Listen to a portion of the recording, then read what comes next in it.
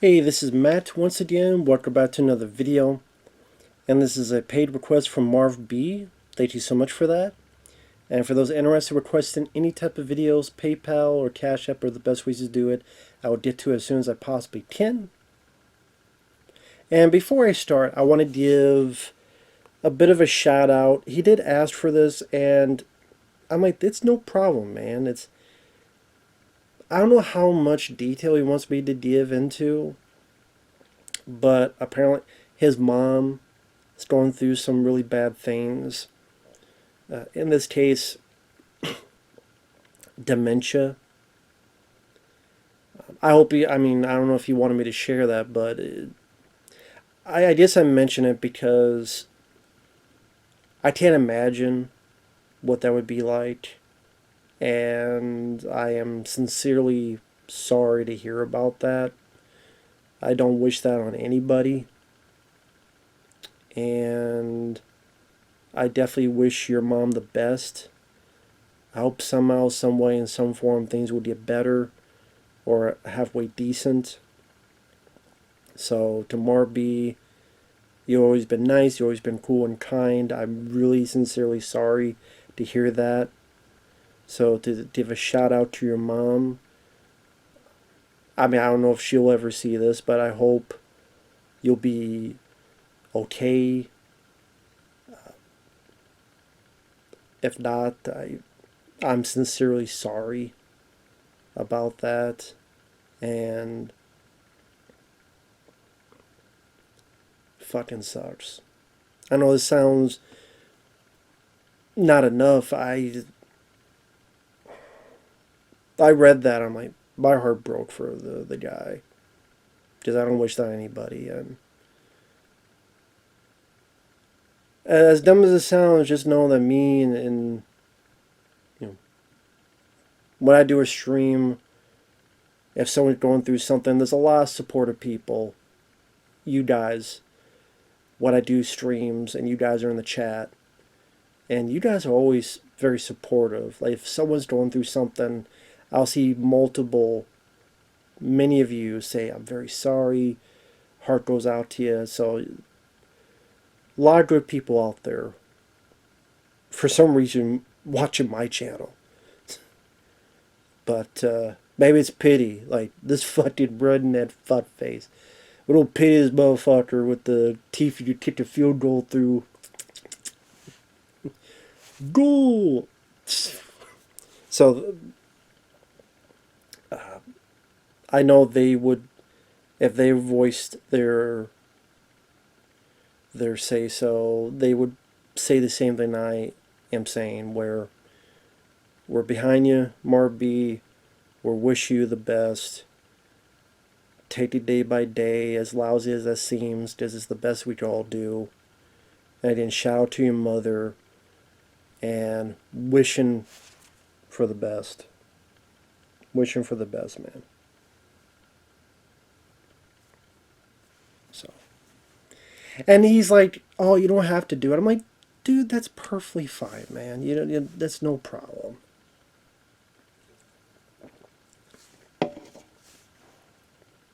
Now, to get to what he requested, the movie, I should say, is a Lorenzo Lamas film, Midnight Man, also known as Blood for Blood. Now, Blood for Blood, I do think is the better title, but if you find this film, it's going to be called Midnight Man, at least I think in the US. But yeah, Blood for Blood, which, I mean, he even says the line Blood for Blood in the movie. It just sounds better for, like, Midnight Man. Oh, it sounds like, I don't know. He's either a shitty superhero or he's some rock DJ trying to fall in love with some girl who owns, I don't know, a flower shop. I don't fucking know. But Blood for Blood sounds like man's action movie. So, Midnight Man came out in 1995, and it stars Lorenzo Lamas. Now, thanks to you guys, I've watched more Lorenzo movies. I think, which I would like to see this film again, Viper, aka Bad Blood, is my favorite of his. But I did like the Snake Eater trilogy. I did not mind Bounty Tracker, and this one I didn't mind. Now, I do think that I wish there was a bit more action in the film, and there's some mystical. There's mystical. See, I'm so dumbfounded I can't even say it. There's mystical, supernatural elements that I'm not sure if I'm gun ho about. On the one hand, it makes it a bit different. On the other, doesn't make it a bit weirder. But I don't know if it's a good or a bad weird. Maybe more good because at least it's something different. But it was like, okay. I didn't expect it. Maybe that's why I just didn't expect it. But I've definitely have grown to be a fan of Lorenzo Lamas. Because I didn't grow up with it. I didn't see his TV show Renegade. Still haven't seen it. But I thought he's a pretty decent actor. He's good at the martial arts. I kind of wish we saw more of that in this movie. But we did see a little bit, but I wish we could have seen more of that. Other people, yeah, James Liu. He's your main villain. I remember him in Time Cop. He was the guy who had the knife fight with Van Damme in Time Cop. He's been in quite a few other films as well. Mako, or Mako, I'll say Mako. May he rest in peace. He was in like every other movie at this time that dealt with martial arts. Whether it be The Perfect Weapon, whether it be with Jeff Speakman, whether it be Sidekicks with Chuck Norris, this movie. He popped up quite a bit. But I mean, he always does a good job. It's always nice to see him in there. And pretty much the story is there's this battle between the Russians and the Cambodians. Interesting to use the Cambodians because it's not really... It's usually the Yakuza or something else, but the Cambodian... Although, I don't think there's a single fucking person in this movie who is actually Cambodian. So, if there is, I apologize. I don't think James Liu is Cambodian. Maybe I'm wrong on that. I don't think... What's his name? James Shigeta? He played Takagi, the guy who was the boss in Die Hard, who Hans Gruber shot in the head. You just don't have to kill me. Okay, we'll do it the hard way. The guy who played Takagi, he's in this as a mob boss. I don't think he's Cambodian. Could be wrong on that. What's also funny is the beginning. I guess they're supposed to be the Russians, but they were talking in a very southern accent. They get stopped. And there's a shootout in the middle of nowhere, like out in the desert or something, and one group's in a semi-truck and the others are pretending to be cops. There's a shootout. What's funny about this is there's a bit where one of the guys take the semi and goes, someone follows in a cop car, but the cop car, I swear to God, it hits nothing. And it flips and explodes. If you ever watch this film, please explain to me what the fuck that car hit. It's going from right to left. This car is going, yeah, this way. It's going this way. It hits something and it flies and explodes. I don't know what the fuck it hit. A phantom? The Invisible Man? I don't know what it hit. And I kept rewinding and going, did I miss something? What the hell hit it? Why did it explode? Again, maybe Marv B, if you watch the film, it's on YouTube. At least it was when I saw it. Feel free to explain to me what the fuck did that car hit. But it cuts to Lorenzo Lamas. He's a police officer. He also teaches at the youth services. So he teaches people martial arts and stuff. This guy tries to be a prick. And he's able to do like a little bit of Aikido, like using the guy's momentum Then when the guy hits him, he gets pissed and beats the shit out of the guy. Just beats the ever-loving fuck out of him, beats his ass. And they have to go, no, calm down, okay? So he gets invited by one of his top buddies to be part of this group, where the group is looking into the Cambodians versus the Russians. And Lorenzo Lamas will point out, I'm not Cambodian, but I can speak the Cambodian language. So they want him to be in the police van to be an interpreter. Because they have a guy on the inside, they'll listen on the microphones, and again, Lorenzo Lamas will interpret. Again, he keeps repeating he's not Cambodian, he just knows the Cambodian language. While he's being an interpreter, the inside man gets found out, a shootout happens, Lorenzo gets into a bit of a fight with a guy, using these two, not sticks, but these two metal things, beats the hell out of the guy, shoots one or two guys. A few of the bad guys escape. I firefighted that some of the cops, it felt like they... Well, I don't think Max Payne was out yet, but it felt like they saw Max Payne, because there's this one cop go, like leaps. I'm like, you ain't Max Payne, dude. You're just some regular cop. You ain't fucking Max Payne, buddy. But after that, James Liu is brought in to be a hired killer to go after those cops. And you see him kill a couple of these cops with very weird weapons. I'll give it that. It's unique weapons. One is this rope the guy uses, not as a lasso, but he twirls the rope, and I guess that the rope there's like a knot at the end, so when it hits you, it's like a ball and chain. Imagine like a ball and chain, but it's rope. Also, this other incident, he has like a tape.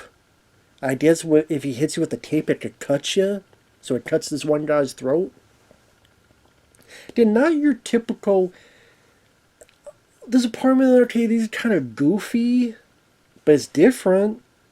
But it's like, okay, it's different. It's not what I expected. But maybe there's a reason why this isn't used a lot for weapons, but... Especially this cloak, like, what are you, Batman? But, I mean, it was different.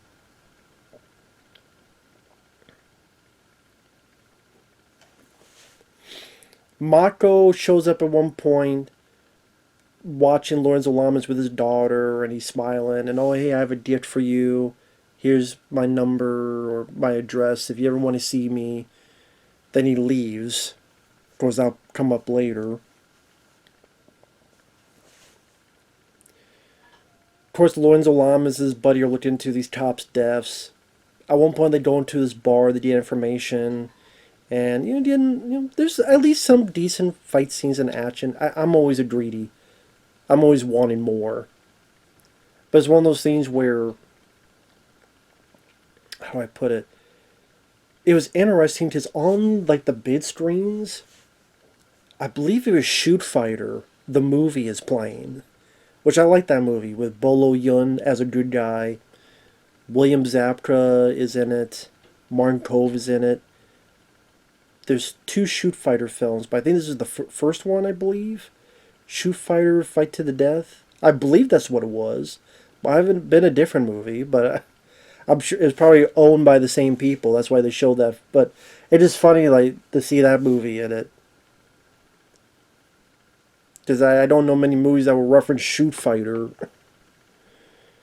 But Lorenzo Lamas gets to a fight. And, I mean, this is my kind of movie. I mean, it may not be The Perfect Weapon or Lionheart or a classic, but I find these kind of films fun. Because they're 80-some minutes long. You have a badass hero. You have a villain that knows how to fight. Very good presence, as James Liu does. There's some hokey stuff that you could kind of chuckle at, like the whole mystical side, which I'll get into. There's a couple decent, there's shootouts where people use blood squibs, there's fight scenes. This is the kind of movie I grew up with, this is the kind of movie I'm a fan of. Again, I wish there's a little bit more fight scenes and action scenes. maybe a car chase or two. But still, I like the fight in the bar. One of his opponents is very agile and flipping around, but he beats the two guys up. And again, Lorenzo Lamas knows how to fight. Like he's good at using his body to sell the movements, the kicks, the punches. He knows how to fight for the camera, and he does a really good job with that. And there's a couple funny lines. When he finds this Russian guy, he gives him the third degree that I'm going to find out who killed these cops. And then he mentions, oh, by the way, change your deodorant. You just quit. I thought that was a pretty funny line. There's a decent little fight he does with James Lou, where he's using like this lamp, and they're going back and forth, and using this mirror to block James Lou's sword. Does some decent choreography, some decent fighting. And that's where you start getting more into the mystical side, where James Lou, there's a standstill. I'm not going to fight you today. This is spoilers, sorry, spoilers, starting out spoilers. I'm not going to fight you today. And looks at the little box Baco gave him. So he takes a little box, goes to Baco, and apparently Lorenzo Lamas was a warrior, and he was trained as a kid, but then he was hypnotized to forget. And this little box will help unleash your power, and then this light comes out of the box, and I'm like, is he a Highlander? There could be only one? Is he getting the quickening? What the fuck's going on? Like, that's for me, it was a bit weird. I'm like, I still didn't understand 100% what Lorenzo Lamas was. Where was he as a kid? And he's a warrior of ancient warriors? I'm like, what? I mean, part of me is like, okay, it's kind of different, but part of me is like, was this really needed to be the case? I mean, you could take it out. It wouldn't really affect anything plot-wise, because it's still him using his abilities, his martial arts background to fight and ultimately defeat James Lou. But I don't think you needed the mystical side. And again, it's kind of this exposition dump that Mako gives onto Lorenzo Lamas that I'm trying to just scratch my head going, what? I feel like that guy in Jaws is a tiger shark. A what? I feel like that guy. What? What is Lorenzo Lamas? So I guess that's why he can speak Cambodian? I guess? I don't fucking know. They explained it, and I'm still like, what? Maybe I'm making it more confusing than it is. But it's not something I expected. I'm like, okay, this is out of left field. He was trying to be a warrior, but he was hypnotized to forget. Okay. Ultimately, his wife and kid are kidnapped. I do like this bit with James Shigat, the guy who was Takagi in Die Hard, helps Lorenzo Lamas out, because these guys are ready to kill him, because I guess I've outlived my usefulness. And then Lorenzo goes, if you help me, then I'll make sure that you'll be protected. So he shows Lorenzo Lamas where he's at, and then he leaves. So I guess he's alive and he's safe, which was a bit of a surprise, because he seemed like the type of guy that would get killed off. But it's all cool. The guy from Die Hard, he doesn't get to die in this movie, just to live. I don't know. That was kind of cool. And then Lorenzo has this big, which I thought was a rifle. Well, first I thought it was a sniper rifle. Then I thought it was just a rifle, because there's this big scope on it. It's gigantic. But I guess it's a machine gun, because he fires, it goes... Like, okay, so is it a... Or maybe it's a... Oh, I forget what you call it. Maybe it's a rifle, but it's a... semi-rifle. I mean, I don't know what kind of gun it is. But it looked cool. And lo and behold, blood squibs. People get shot, you have the little explosive. Yes, even something that simple will make me go, yeah, because they don't fucking do it anymore. All these fucking movies got stupid CGI blood and shit. I don't want to grit my teeth like Timothy Oliphant. Stop the CGI shit. Where's the time? Take the fucking time. Because it's going to, throughout time, look better. Not goofier. And I will say, this I thought had a better finale than Bounty Tracker, the last Lorenzo Lamas film I reviewed. Because I like both. I'm trying to think, did Bounty Tracker have more action in the first half than this one did? Maybe the same? But that plot was a bit more straightforward and not so much the mystical stuff. But I will say this ending was better. There was more...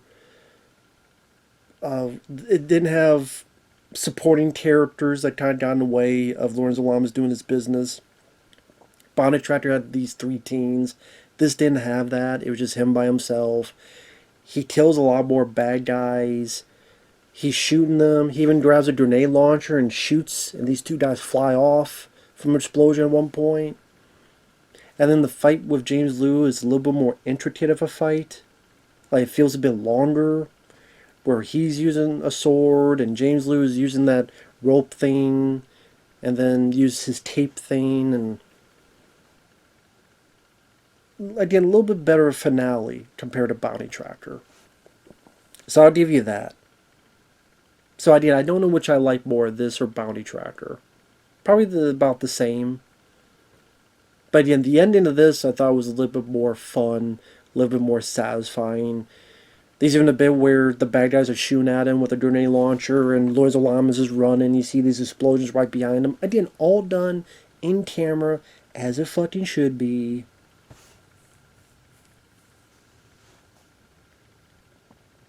I say the spoilers. I like the way he kills the bad guys. Interesting, where he takes the guy's rope, puts it on him. There's a fan, hooks it on. The guy is hung. I was kind of waiting for him to be stabbed with the sword as well. Like maybe he tries to do something and then he gets the sword and stabs him. So I'm a bit disappointed he didn't stab him with the sword. But I mean, getting hung by a fan, at least a different way to kill your bad guy.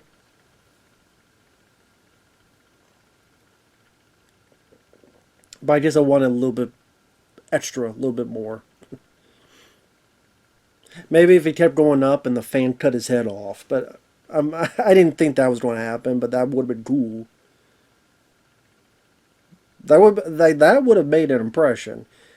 He's been pulled up, comes mincemeat. But it's only an hour and 23 minutes. If you like these type of films like I do, it's a fun one. But yeah, I mean, this decent amount of Lorenzo Lamas films I've seen that I've liked. I would say Bad Blood's my favorite so far. I like the State Theater trilogy. I liked Bounty... Was it Bounty Tracker or Bounty Hunter? Now I'm getting confused. Bounty Tracker? I want to say Bounty Tracker. I think Bounty Hunter is the one with Michael Dudikoff. Bounty Tracker. And then this one I liked. Again, I don't know if I like this or Bounty Tracker more. Kind of going back and forth.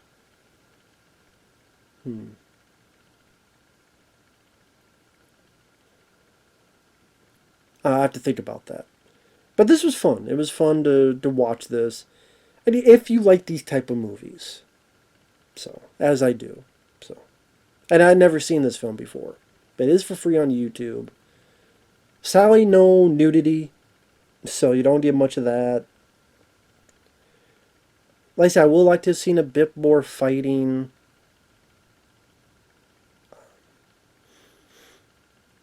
I think Bounty Tracker still has my... That's the thing. While this has the better ending, Bounty Tracker did have that bit with the dojo, where it really showed his fighting style, and that is one of my favorite scenes with Lorenzo Lamas. Was that scene? So they both have good set piece action scenes. That one being the dojo, this one being the finale. So just take it for what you will. So I like both. Thanks for watching. Thank you, Marv B. Again, shout out to your mom. Wishing you and your mom the best. Hang in there. I know that doesn't sound like much, but it's the best that we could do. Don't forget to take time out yourself to do something for yourself as well. And there's nothing wrong with that. Whether watching a movie, playing a video game, whatever. Make sure to take time out to do something for yourself. To ease your mind and your psyche. It may seem selfish, but yeah, take care of yourself as well as your mom. So don't forget that. Thanks for watching. Take care. Take care, Marv B. And we'll see you guys later. Bye-bye.